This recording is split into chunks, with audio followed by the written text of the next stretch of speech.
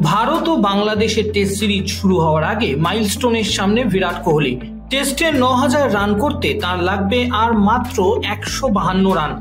ভারতীয় ক্রিকেটের ইতিহাসে টেস্টে মাত্র ৩ জন এই উচ্চতায় পৌঁছেছেন। সেই ৩ জন হলেন সচিন তেন্ডুলকর, রাহুল দ্রাবিড় এবং সুনীল গাভাস্কার। বিরাট কোহলি ৯,০০০ রানের ক্লাবে ঢুকলে টেস্টে মোট ৪ জন ভারতীয় ক্রিকেটার ৯,০০০ ক্লাবের মেম্বার হবেন।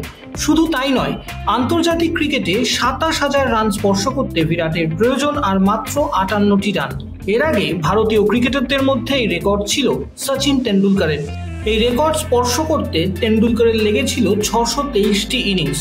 বাংলাদেশের বিরুদ্ধে প্রথম টেস্টে ২৭,০০০ রানের ক্লাবে প্রবেশ করলে কোহলি এই রেকর্ডটি স্পর্শ করে ফেলবেন ৫৯১টি ইনিংসে। শুধু বিরাটই নন, রেকর্ডের সামনে দাঁড়িয়ে রোহিত শর্মাও। টেস্ট ক্রিকেটে ভারতীয় খেলোয়াড়দের মধ্যে সব থেকে বেশি ওভার বাউন্ডারি মারার রেকর্ড রয়েছে বীরেন্দ্র সেহবাগের দখলে, আর মাত্র ৮টি ৬ মারলে সেই রেকর্ড স্পর্শ করে ফেলবেন রোহিত। ফর্মে থাকলে বাংলাদেশের বিরুদ্ধে সিরিজে সেহবাগের রেকর্ড রোহিত ভেঙে ফেলবেন বলে মনে করছেন বিশেষজ্ঞরা। যদিও বাংলাদেশের বিপক্ষে ব্যাটসম্যান হিসেবে রোহিত শর্মার টেস্ট রেকর্ড তুলনায় আশাপ্রদ নয়। ৩টি টেস্ট খেলে মাত্র ৩৩ রান করেছেন তিনি, গড় মাত্র ১১, সর্বোচ্চ ২১।